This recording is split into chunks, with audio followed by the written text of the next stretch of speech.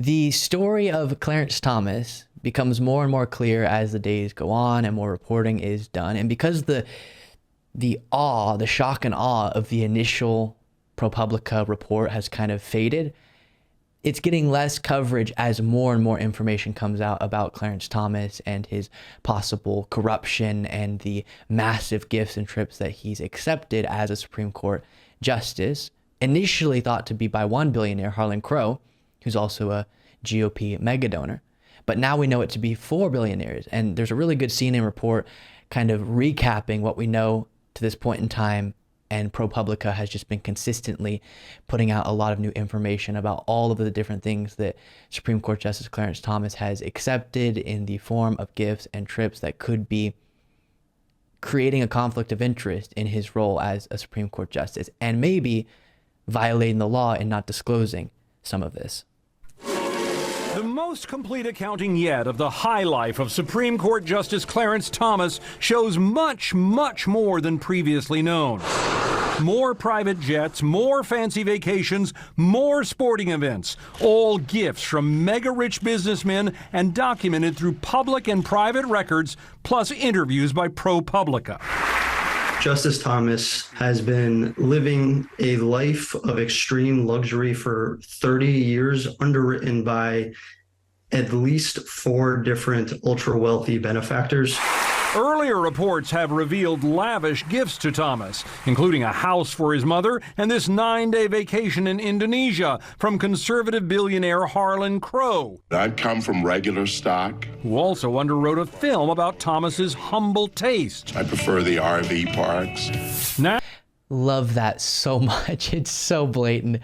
As he's being wined and dined to the most significant degree imaginable, and having all of these gifts showered on him in the most lavish trips you could possibly imagine, he does this documentary, paid for by Harlan Crow, where he says, I like a more modest vacation. now the list of benefactors includes 3 more names, according to ProPublica: David Sokol, Wayne Huizinga, and Tony Novelli. The report says the 4 moguls collectively treated Thomas to 38 destination vacations, including a previously unreported voyage on a yacht around the Bahamas, 26 private jet flights, plus an additional 8 by helicopter. And as they recap these, I can go through and do it. 38 destination vacations, 26 private jet flights, 8 by helicopter, a dozen VIP passes to professional and college sporting events, 2 stays at luxury resorts in Florida and Jamaica. I like a modest vacation. I like the RV park better, is what he said in that documentary. Yeah, okay. So as ProPublica reports here, while some of the hospitality, such as stays in personal homes, may not have required disclosure, Thomas appears to have violated the law by failing to disclose flights, yacht cruises, and expensive sports tickets, according to ethics experts. And separate from the law, which also matters, and there should be accountability where necessary, it also just violates any other judge whatsoever, the ethics code they would abide by. And of course, he should be disclosing and avoiding those types of situations that can cause a conflict of interest. Because if you think about this just being completely allowed, then this will be the way that special interest groups and wealthy and powerful individuals try to leverage their power with a Supreme Court justice to have them rule more in the favor of that entity or individual's special interest. And it's so important we don't allow that to happen. There are massive structures in place right now and movements and organizations that spend every single day trying to affect the Supreme Court through a long-term goal, a long-term vision that takes years and years, elections, impacting who's the president, who's in the Senate, to try to get the proper people on the Supreme Court. If it could be as easy as, I'm going to shower this person with money so they rule in my interest, which could be what any person falls into with enough money and enough gifts, then we hope that's not the case, but that at least could be the appearance.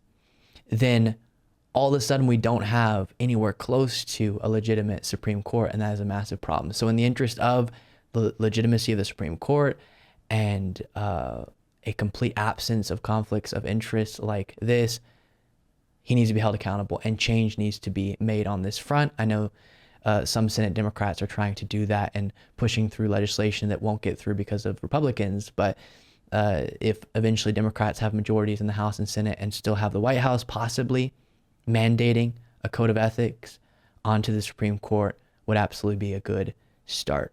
Thank you all so much for watching and listening to today's show. It was great to be with you, and I'll be back with you tomorrow and, of course, on today's bonus show.